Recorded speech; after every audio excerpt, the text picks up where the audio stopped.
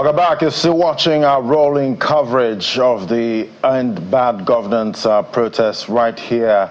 And we've had amazing minds help us unpack, most of the issues at this time and see how we can find a way forward. Because, as we've heard, protests are not bad, in themselves, but definitely they always come, with risk. But we're still going to be taking this conversation forward. At this time, we have Professor Anthony Kill as the Professor of Strategy and Development joining us via Zoom, and we also have Mr. Tam George, a Communication and Public Policy expert, also joining us via Zoom. But I'm going to start with Mr. Tam George. Thank you for joining us, and definitely we are where we are right now. The issues are still biting from inflation, food inflation, high price, high energy cost, and definitely we've heard from different quarters at this time that hunger, definitely, most people are hungry, and we know the issues at this point. But we are where we are now. What do you think is the way forward? What can be done? Damage control. We've seen, some protesters being arrested at this time. We've seen lootings on day one, and we have about 9 more days to go at this time. What do you think can be done at this point? Damage control, most especially. Well, I don't think there is any kind of damage control that can be done other than to simply deliver service to the people.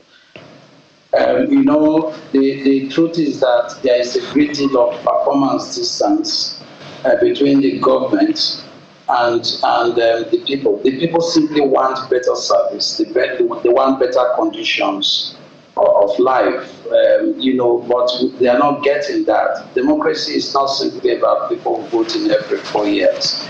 As soon as the elections are over, as soon as people are elected, they get into a social contract with the people. And part of the social contract, of course, is to deliver service on a sector-by-sector basis in a way that will directly impact the circumstances of our people. But so far, we haven't seen that. So the damage control has to be to return to the basics and make government meaningful and impactful to the lives of the people. For instance, we still have the highest number of children out of school in the world.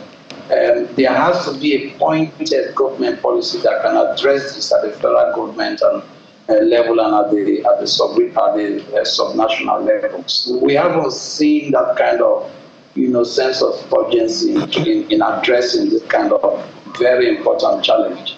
There is also the problem of food insecurity. As you probably know, just a few months ago, the federal government announced that Nigeria receives grains, from Ukraine. Ukraine is a war-embattled country, so it's a very strong indictment that Nigeria, which is not officially at war, should be receiving humanitarian food aid from a war-ravaged country like Ukraine.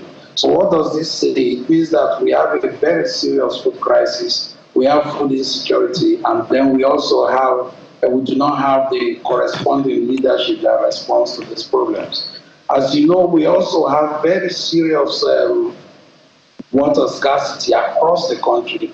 Now, these are very serious developmental challenges you would expect government at all levels to meet.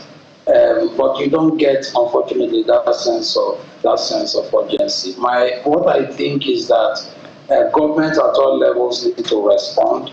I am speaking from Rivers State in Port Harcourt, and fortunately here the picture is slightly different. The governor here, from the budget that I've seen, has budgeted 128 billion naira for the fiscal year 2024 to address human investment challenges. What does social investment mean in Rivers State? It means that the governor appears to be committed, to respond to poverty, respond to human capital development challenges here. And so what that means is that only now are we seeing this in this state. For instance, in the past 8 years, here in Rivers State, the state received over 4 trillion naira since 2015 to 2023. 8 years.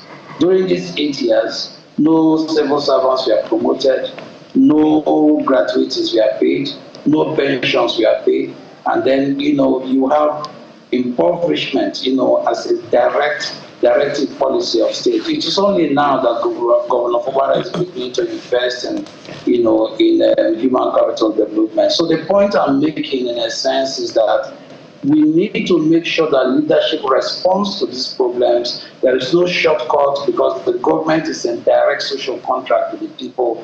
And the only way that the people have done their part is to say, look, we voted you in following the manifestos that you read out to us. But as soon as the elections are over, there is no shortcut. The government at all levels must now respond to their own side of the social contract, which means to deliver service, to lift the people from poverty. Mr. George, sometimes, yes. If you can hear me, when you Yes. engage someone on a job, when you employ somebody, and you give the person KPIs, and there is periodic monitoring and evaluation of the fellow's activities. We don't seem to have that in governance. So let me ask Professor Killer this question. Tailing what Mr. George just said about, we employed this fellow, we expect you to do what you were employed to do. But as I said, there's always that, in unemployment, there's always that mechanism that you say, okay, we're going to monitor your performance, we're going to evaluate you to see whether you deserve a promotion, or it's time for you to either retain you where you are, put you in another department, or something like that. Do you think we have that kind of mechanism in any political office in our country? No, the short answer is we do not have it. And it is difficult to have it in presidential systems. One of the peculiarity of a political system, when juxtaposed with a corporate system, is the lack of temporary checks and immediate reward and punishment. I talk bonuses, I talk suspension, I talk promotion. That is not embedded in political system in general, and it is completely alien to the presidential system. The parliamentary system tries to do what you say, where you have a vote of confidence, where you have question time, where the prime minister is a primus inter pares, first among equals, and therefore they deal with him that way. The presidential system is the nearest thing to slavery and godlike system. And whether it's the president of the country or the governor of the state, the structure is inherently unaccountable. Even the American system are forcing it, because, they've got politicians with gumption there. They've got men and women who truly represent their constituencies. And, they're nobody's boy. We have a system here where, by the way it's truly constructed, it is inherently dependent on the head. The leader of the party that becomes president or governor is truly the leader, if not the owner, of the country and the state. And the politicians, all those around him, are just boys acting like men. Very few of them can look up to their governor and their president and say, this is wrong. So then, Prof, is that saying that, we have no other option? We have talked about the history of protests on this program, on the entire coverage today, from the very beginning. My colleagues started by talking about what happened in 1929. In fact, history tells us that even before the 1900s, there have been one form of protests or the other in this country, in the different parts of the country, even though we weren't quite a nation at the time. Now, you've spoken to something that is inherent both culturally and traditionally in our country, which is now in our politics and in our governance, which is the headship being the know-all and be-all. The Yorubas call their kings the unquestionable one. And even in the North, we understand that it's whatever the leader says that everyone does. And the kind of things tends to happen in various parts of our country. So if we have, and someone has also even told us here today, that it's the same thing that we tend to have imported through the military, because of the command, structure, command and control structure of the military. Is there a way of weaning ourselves away or cutting off those shackles that we put on ourselves for centuries? Well, yes, there is a way, and the way is the leadership deficit that we have. The leadership cuts across those in power, and those in opposition, and those in school. But it's the leadership thing. I cringe when I hear people say, everybody is a leader, everybody should do their best. Allow me to say no 7 times to that. The people who are leaders, elected to be leaders, they rose up their hand to say, I want to lead. So I'm sorry, no mercy, no sorry for them. They should deal with the problem. They saw the problem there. No doctor forced them to say, be a commissioner, be a minister, be a governor. They stood up to say, I want to be. So no mercy. We should insist that they act correctly. People did not choose to be citizens. They did not choose to be followers. So when you share the burden, it is very unfair to share the burden equally with them. When you say share the burden, Prof, my apologies. When you say share the burden, yes. With who are you talking about here? I'm talking about between leaders and people and followers. Okay, how about sharing the burdens among the various levels and cadres of leadership that we have in the country? Because that it would seem I understand. Okay. The part of that, I understand that totally.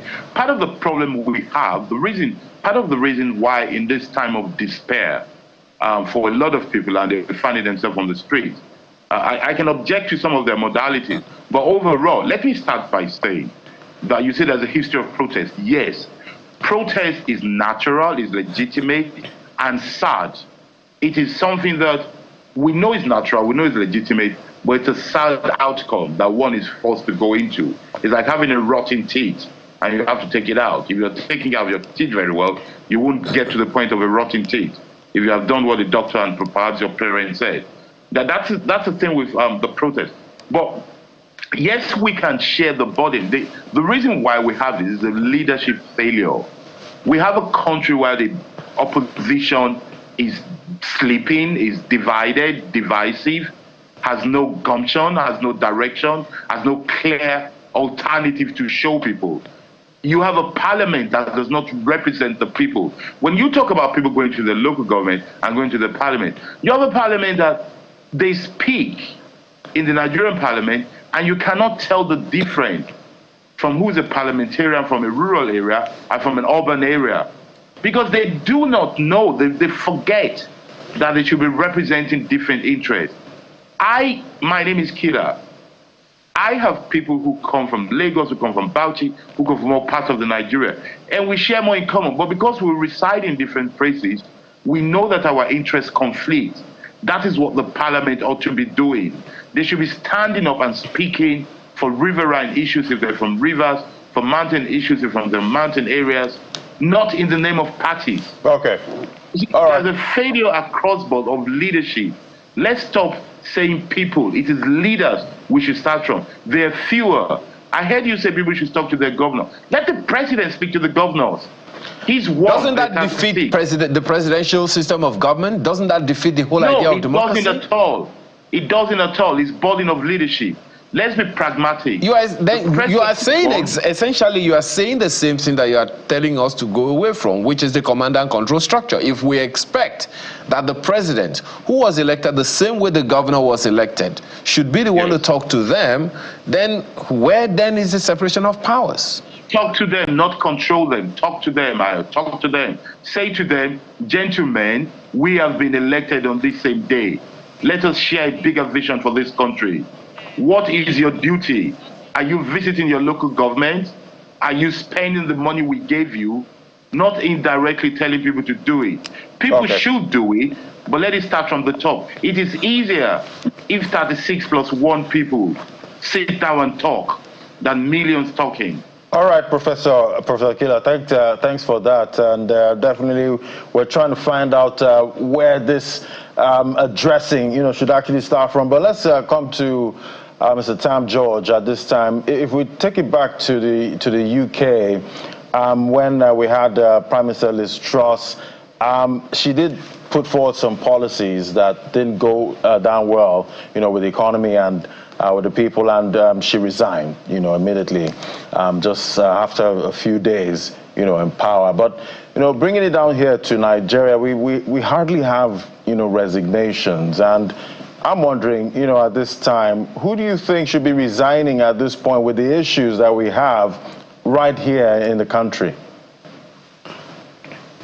Well, resignation from office is an individual choice. But what I think we should focus on is whether people take responsibility for the failures that my colleague, Professor Killer, was just alluding to.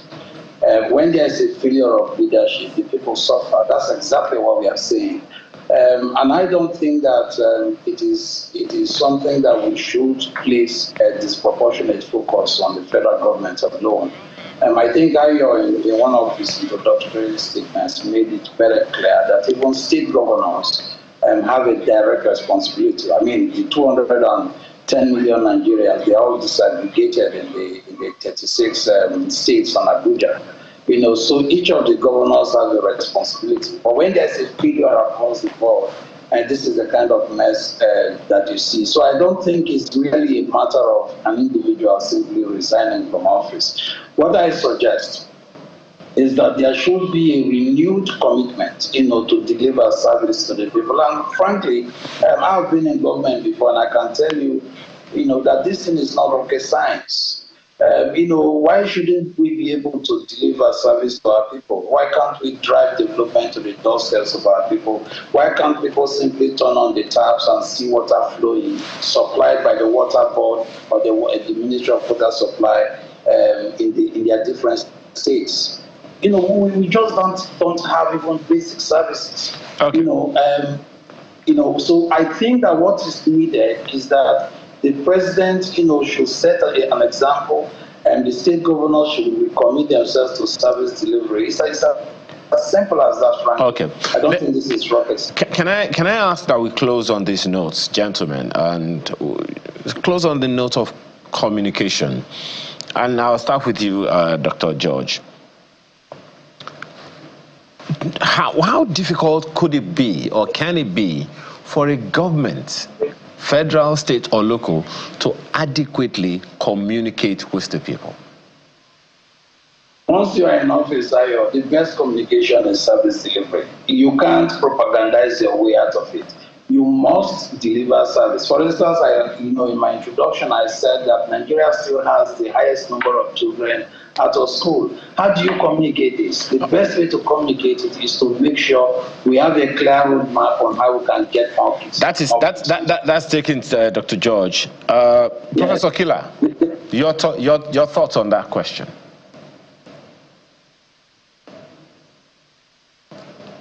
Professor Killer? Okay, I think... Dr. George, we have to thank you so much for your time this morning. This evening, I was actually hoping that we'll be able to dwell a little more on the communication subject with you. We are really out of time now. We really have to go. We have to thank you so much for your time. Dr. Tam George is a former commissioner in Rivers State, as well as Professor Tam George, Professor of Strategy and Development. Thank you, gentlemen, for being here. Well, it's been quite a ride, right? Quite a ride, and definitely a lot has been covered within this segment, and from the morning, and definitely we're hoping for the best. We're hoping that this protest actually yields something positive without any losses. Yeah. Well, that's just it. Thank you so much for the privilege of bringing you all of this communication and conversations. We're not yet done. At the top of the hour, Seun Wakimbalo, our colleague, will be bringing you the rest of it for the day. In the meantime, have a wonderful rest of your evening. I'm Ayo Makinde. And I'm Ladi Williams. Bye-bye.